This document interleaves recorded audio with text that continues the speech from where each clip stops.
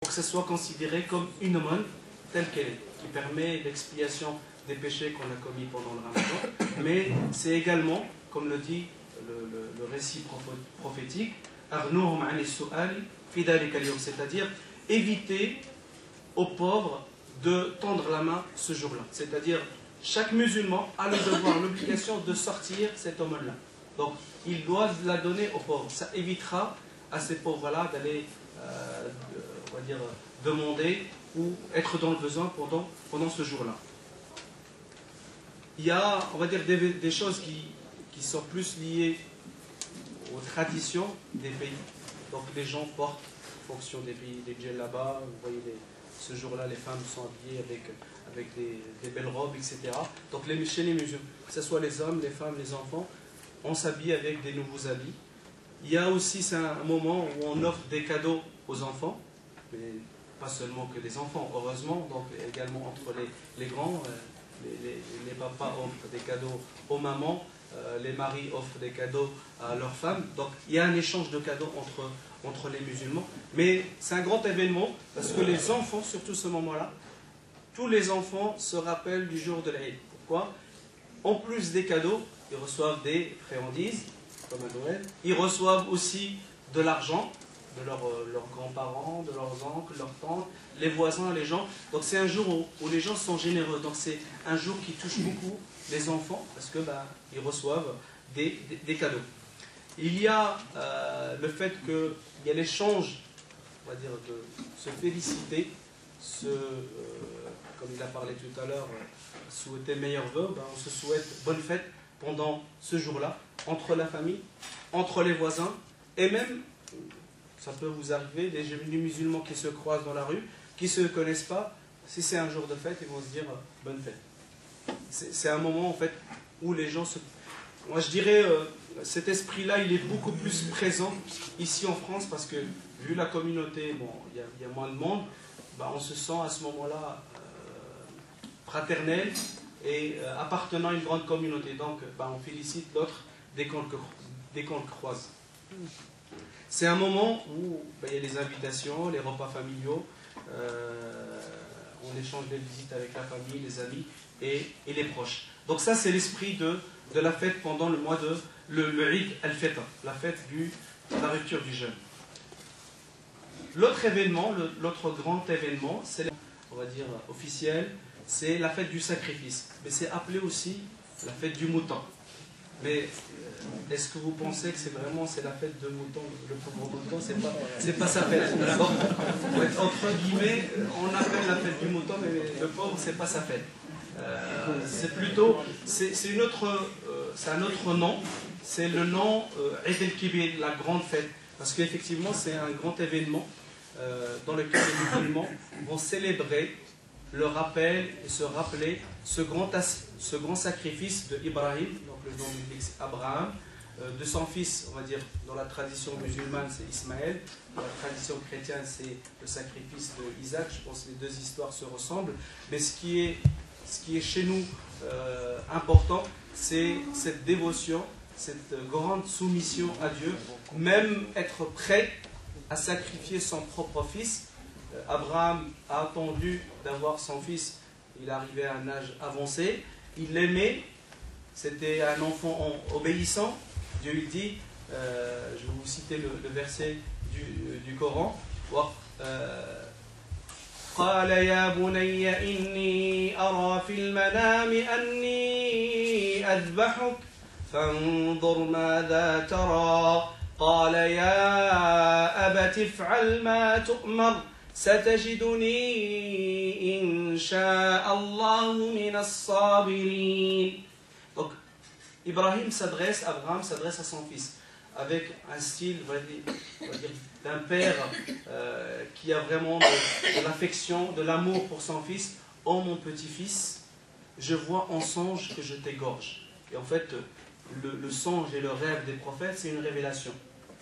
Le fils qui était élevé dans une maison prophétique, qui était élevé à l'adoration, à la soumission à Dieu, qu'est-ce qu'il répond à son père?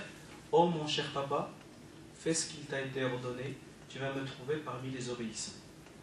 Et le verset coranique qui suit dit فَلَمَّا أَسْلَمَا les deux se sont soumis à Dieu et il a vraiment allongé pour le sacrifier. Et c'est ainsi que l'ordre de Dieu est arrivé, où Allah il lui dit, c'est bon. Dieu lui dit, c'est bon, tu as confirmé cette vision-là, tu as voulu mettre en application l'ordre divin, c'est bon. Et l'échange, c'était un mouton, un bélier du paradis, qui a été sacrifié à la place de son fils. Et donc les musulmans, depuis, on va dire, l'époque du prophète, célèbrent tous les ans ce moment, on va dire, très symbolique, qui représente, on va dire, le symbole extrêmement fort de la foi et l'obéissance à Dieu. Et les musulmans, chaque année, le font à chaque fois. Donc c'est un moment qui a lieu, en même temps aussi qui est lié à un événement religieux, à savoir le pèlerinage. Donc c'est le dernier mois de l'année lunaire chez les musulmans. Au bout du 10e jour, on fait le sacrifice. Mais les jours qui ont précédé, c'est des jours de pèlerinage à la Mecque. C'est-à-dire 3 jours ou 4 jours avant, les musulmans ont commencé les rites de pèlerinage à la Mecque.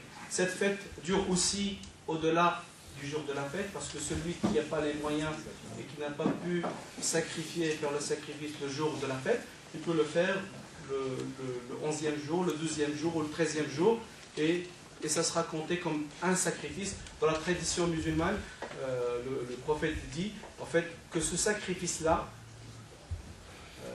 les bonnes actions qui sont comptabilisées pour celui qui fait ce sacrifice-là, c'est au nombre de, on va dire, de poils qu'il y a sur le mouton par exemple.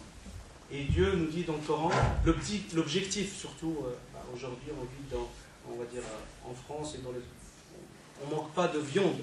On ne le fait pas uniquement pour l'esprit, pour manger la viande, faire du méchoui, ou faire on va dire, un grand festin, un grand couscous. L'objectif n'est pas là, c'est la soumission à Dieu. Allah dit dans le Coran, c'est dans le sens du verset, c'est pas sa chair ou son sang qui arrive à Dieu, mais ce qui importe à Dieu, c'est votre piété, votre soumission.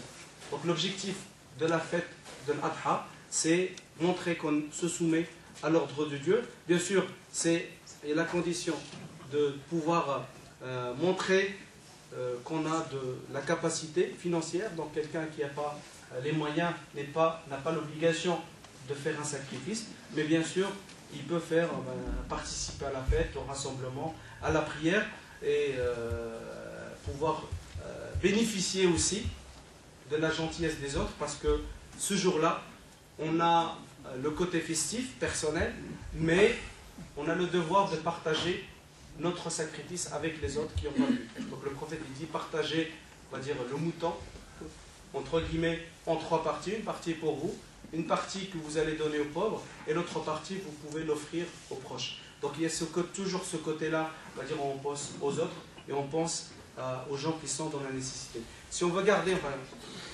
en conclusion, par rapport aux fêtes musulmanes, Eid al-Fitr et Eid al-Adha, il y a le côté festif qu'on trouve dans toutes les fêtes que les êtres humains célèbrent, mais il y a aussi cet aspect, on va dire, spirituel, de soumission à Dieu, pour montrer ses valeurs et participer au même projet qui est, on va dire, adorer Dieu sans rien lui associer.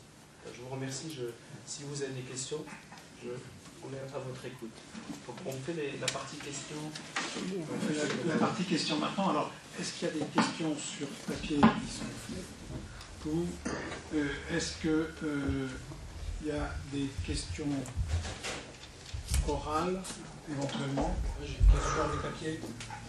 On peut donner.